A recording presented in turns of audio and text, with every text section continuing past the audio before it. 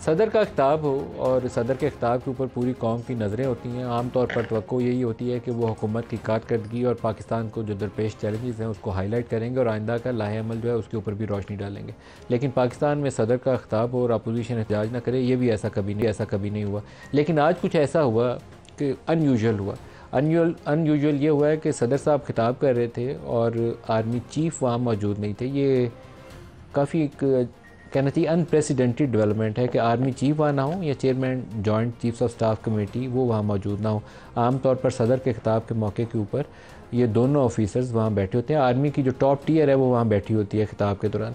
तो एक गैर मामूली सिचुएशन थी और उसकी वजूहात जानने के लिए जब सियासी लोगों से रिएक्शन लेने की कोशिश की गई तो हमारे वो नुमाइंदगान जो हाउस के अंदर थे उन्होंने ये इतला दी कि उन्होंने चेयरमैन सेनेट से या कुछ और लोगों से इसके ऊपर फीडबैक लेने की कोशिश की कि आर्मी चीफ़ या chairman joint chief of staff committee दोनों ईवान के अंदर मौजूद क्यों नहीं है। तो उन्हें बताया गया कि मुमकिन एहतजाज के पेश नज़र। लेकिन पाकिस्तान की तारीख़ में वो आई थिंक बीबी का ये पहली दफ़ा नारा था गो बाबा गो, जब लगारी साहब के ख़िलाफ़ उन्होंने नारे लगाए थे गो बाबा गो, या गुलाम इसाक के ख़िलाफ़ ये सबसे पहले लगे थे गो बाबा गो वाले नारे। तब से लेकर आज तक मुझे नहीं याद पड़ता कि कोई ऐसा सेशन हो जिसमें खिताब कर रहा हो और सदर और सारे बच्चे अच्छे बन के हाथ बांध के खड़े हों और तालियाँ बजा रहे हों। अपोजिशन एहतजाज करती है, नारेबाजी भी होती है, लेकिन ऐसी क्या चीज़ थी जिसने रोका आर्मी की क़यादत को वहाँ आज बैठने के लिए? ये एक मेरे जहन में तो अभी सवाल है। हुकूमत की जानिब से इसकी वजाहत आनी चाहिए, क्योंकि मौका ईवान के अंदर कार्रवाई का और उनकी दावत वो ईवान के या स्पीकर की तरफ जाएगी या प्राइम मिनिस्टर को या डिफेंस मिनिस्टर को उसकी वजाहत देनी चाहिए कि वो दोनों वहाँ मौजूद क्यों नहीं थे। ये एक हिस्सा है। कुछ अगर नारे वारे हम सुनवा सकें आपको तो गो जरदारी गो, गो जरदारी गो, उसके बहुत नारे थे। पाकिस्तान तहरीक इंसाफ वालों ने इमरान खान के पोस्टर्स उठाए हुए थे और वो उसकी रिहाई का मुतालबा भी कर रहे थे और कुछ नारे वारे भी लगा रहे थे। वो ख्वाजा आसिफ साहब का एक मशहूर ज़माना जुमला है, कुछ शर्म करो कुछ हया करो, इस टाइप के नारे जो वो थे वो भी पीटीआई वालों ने आज इस्तेमाल किए। दूसरी जो बड़ी इंपॉर्टेंट ख़बर है आज ही के हवाले से, वो जनरल फैज़ हमीद के लिए इंक्वायरी खोली गई है। ये दूसरी दफ़ा है कि यही ख़बर हम आज के प्रोग्राम में डिस्कस कर रहे हैं। आज से चंद माह पहले स्पेशल इन्वेस्टिगेशन बोर्ड, जो आर्मी के अंदर एक हाईएस्ट लेवल ऑफ इन्वेस्टिगेशन कहा जाता है SIB, उसके लिए हमने इसी प्रोग्राम में ख़बर दी थी कि आर्मी उसका आगाज़ कर रही है और जो इरेगुलरिटीज़ के उनके ऊपर एलिगेशन है, जब तक साबित ना हो जाए इल्ज़ाम ही रहता है, उन इल्ज़ामात की तहकीकात होंगी। लेकिन उसके बाद मामला आगे चला नहीं, बल्कि कुछ लोगों ने, कुछ हलकों ने हमें ये तासुर दिया कि आर्मी अपने टॉप ऑफिसर्स के ख़िलाफ़ कार्रवाई नहीं करेगी, बल्कि मामलात को खुश उसलूबी से संभाल के आगे बढ़ जाएंगे, किसी के ख़िलाफ़ एक्शन नहीं होगा। मुझे एटलीस्ट यही फीडबैक मिला टॉप टियर से ख़बर चलाने के बाद। लेकिन आज चंद माह के बाद दोबारा ये ख़बर आई है और इस दफ़ा जो इल्ज़ाम है उनके ऊपर, इल्ज़ाम टॉप सिटी यहाँ एक हाउसिंग सोसाइटी है उसके हवाले से इनके ऊपर सीरियस किस्म के इल्ज़ाम थे, इनके ऊपर भी और इनके भाई नजफ़ के ऊपर भी, कि वहाँ से ज़मीन हथियाई गई, उसके घर से सोना, नकदी, कुछ कीमती अशिया ले ली गई, उसके मालिक को हरासा किया गया और संगीन नौयत के इल्ज़ाम हैं इरेगुलरिटीज़। 2017 का वाक़या और अभी उसके ऊपर तहकीकात का आगाज़ किया गया। साथ ही दूसरी खबर यह है कि फैज़ाबाद धरना, जिसके ऊपर उस वक्त की नून लीग की हुकूमत बराह रास्त इस्टेब्लिशमेंट की तरफ उंगलियाँ उठाती थी, उसमें इनको क्लीन चिट दे दी गई। उस वक्त ये DGC थे, उसके बाद DGI बने। जिस वक्त टॉप सिटी का वाक़या उस वक्त ये DGI थे, DGI के तौर के ऊपर इनके ऊपर इल्ज़ाम है और उसकी तहकीकात के लिए कल ऑफिशियल सोर्सेज और रिलायबल ऑफिशियल सोर्सेज वही हैं जिनकी इजाज़त से ये खबर चल भी सकती है चैनल्स के ऊपर। तमाम अखबारात की हेडलाइन अगर ये खबर वहाँ से ना आई हो मोस्ट रिलायबल सोर्सेज से, तो फिर ये चलानी शायद तमाम चैनल्स और अखबारात के लिए मुमकिन नहीं होती। तो अब हमें ये बताया गया है कि इसके ऊपर तहकीकात होंगी। अब तहकीकात का नतीजा क्या निकलेगा, क्लीन चिट देना दूसरे केस में मकसद है, ये मालूम नहीं है, या इसको हतमी नतीजे पे पहुंचाना है। हतमी नतीजे पे पहुंचाना चाहिए। बाज़ औक़ात मुझे लगता है कि हम डिफेंसिव इतने हो जाते हैं कि एक जज के ऊपर मामला आ जाए तो बाकी जज डिफेंसिव हो जाते हैं।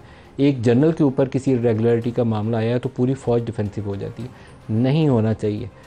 अगर कोई 10 लाख की फ़ौज में से कोई 2 बंदे ऐसे हैं जो गलती करते हैं और आर्मी चीफ़ उसके ऊपर एक्ट करके सज़ा देते हैं, तो उस इदारे की नेकनामी होगी और उसकी मजबूती और उसकी ट्रांसपेरेंसी के अंदर 4 चांद लगेंगे। और अगर उसको ऐसा ना किया जाए, जैसे बहावल नगर के वाक़े के ऊपर मेरा ख्याल है कि फ़ौज को और पुलिस को दोनों को एक्ट करना चाहिए। अगर ना एक्ट करें, हम मट्टी पाव करके आगे निकल जाएँ कि इससे 4 बंदों का नाम सामने आएगा, तो ये तरीक़ाकार दुरुस्त नहीं है। इदारे की मजबूती होगी कि अगर इरेगुलरिटी सिर्फ इल्ज़ाम कोई मैं उठा रहा हूँ या कोई और इल्ज़ाम लगा रहा है उसके ऊपर कार्रवाई नहीं, लेकिन अगर सॉलिड एविडेंस है तो इंस्टीट्यूशन मस्ट एक्ट, जो लॉ ऑफ द लैंड है उसके तहत कार्रवाई होनी चाहिए। नहीं है तो फिर क्लीन चिट मिलनी चाहिए। जो प्रोग्राम में आज हमारे साथ शुरका हैं पल पाकिस्तान पीपल्स पार्टी से, मोहसिन शाहनवाज रांझा साहब हैं पाकिस्तान मुस्लिम लीग नवाज से, वलीद इकबाल साहब हैं पाकिस्तान तहरीक इंसाफ से, और जनरल गुलाम मुस्तफ़ा हमें ज्वाइन करेंगे, मारूफ डिफेंस एनालिस्ट हैं। सबको प्रोग्राम में खुश आमदीद कहता हूँ। पलूशा, अनयूजुअल सीन था आर्मी चीफ का एब्सेंट होना इजलास के अंदर से। देखिए उस वक्त इतनी हुल्लड़बाजी थी कि ये तो खैर मैंने बाद में देखा, लेकिन बहरहाल हुल्लड़बाजी तो हमेशा होती है। आपको गुलाम इसाक वाले मौके याद है? नहीं, वो तो मुझे याद नहीं, उस वक़्त मेरी इतनी समझ नहीं थी लेकिन मुझे वो याद है जो मैंने देखे हैं। और ऐसे बहुत से हमें याद है मौक़े जब हम अपोजिशन में भी, जब दूसरे भी जो हैं वो करते थे तकरीर, तो हम खामोशी से बैठ के सुन लेते थे, क्योंकि एक ऐसा मौका है, एक तकरीर है 30-40 मिनट की और उसमें एक डायरेक्शन है। लेकिन आज जो ईवान में माहौल था वो बड़ा ही बुरा था। नहीं देखिए, प्रोटेस्ट करना तो मैं प्रोटेस्ट की कोई बात नहीं, लेकिन जो नारे चोर डाकू और हर एक को गाली, तमाम लीडरशिप को, तो लिहाजा ये गो जरदारी गो का सबसे ज्यादा नारे की आवाज आ रही है। आपने सुने नहीं ना, मैं तो सामने बैठी थी, उसमें मियाँ साहब को भी उन्होंने दिए, उन्होंने पीएम साहब को भी पीएम साहब को क्या बोला? वो बहुत से नारे थे फजूल किस्म के। शहबाज शरीफ वाला तो बता ही देना, बाकी नहीं बताने का। याद भी नहीं, लेकिन बहरहाल जरदारी साहब को भी उन्होंने बहुत ऐसी बातें की। देखिए अब उनके गो जरदारी गो कहने से तो कुछ होता नहीं, क्योंकि जाहिर है वो तो ईवान सदर से, ये नारा पीपल्स पार्टी ने सबसे पहले लगाया होगा, लेकिन वो ईवान से निकल के ईवान सदर चले गए, ठीक है, तो वो तो वहाँ वेंट हो गए, और जो ये नारे मार रहे थे वो तो गो वेंट गॉन हो गए। तो लिहाजा उन्हें खुद सोचना चाहिए कि वो क्या कर रहे हैं। लेकिन देखिए आर्मी की क़यादत क्यों नहीं थी, असल सवाल पहले तो कल ये बड़ा एक जो रिपोर्ट हो रहा था, आता हूँ, लेकिन आर्मी की क़यादत क्यों नहीं थी? एनी रीजन इस बात का? मुझे मैंने देखा भी बाद में, मुझे पता चला कि नहीं थे, क्योंकि उस वक्त उस हुल्लड़बाजी में मेरा फोकस उधर था। आप बताइए। देखिए, जहाँ तक माहौल का सवाल उठता है और जहाँ तक पूरी पार्लियामेंट में जो रिस्पॉन्ड दिया गया, मेरे ख्याल से जब इस तरह का माहौल हो तो किसी बंदे ने भी जो कि तामीरी किस्म की गुफ्तगू सुनना चाहता हो, तामीरी तकरीर सुनना चाहता हो, और वो सुनना चाहता हो कि पार्लियामेंट कब अच्छे माहौल था?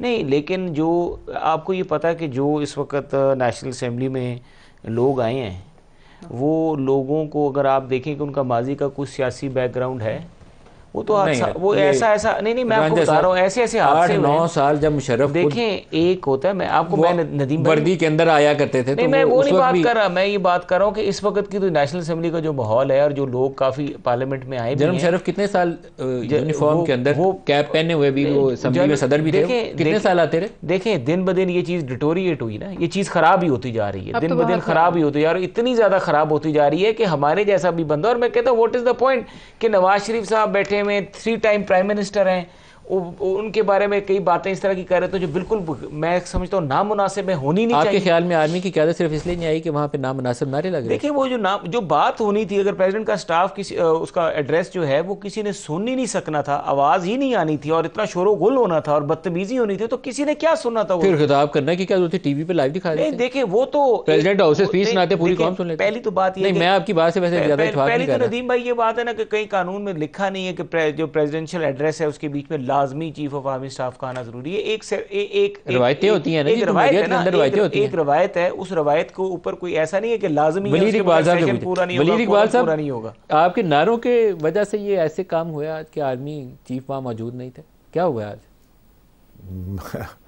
मैं इस पे क्या आपको राय दे सकता हूँ? जो मौजूद नहीं थे वो या उनके बिहाफ पे जो ज़राए इब्लाग के इदारे हैं वो बता सकते हैं कि वो क्यों नहीं थे। ये बात हमारे आइन जो है वो तो यही कहता है कि जो सदर मुमलिकत हैं वो supreme commander of the armed forces हैं। तो वो सुप्रीम कमांडर की ख़िताब के दौरान जो एक दावतनामा जाता है, मेरे ख़्याल में सियासत और गवर्नेंस और स्टेट या रियासती जो एक निज़ाम होता है उसके तहत उसको कमांड इन्विटेशन कहा जाता है, कि ये एक इन्विटेशन है जो कि एक कमांड या एक हुक्म की तरह है।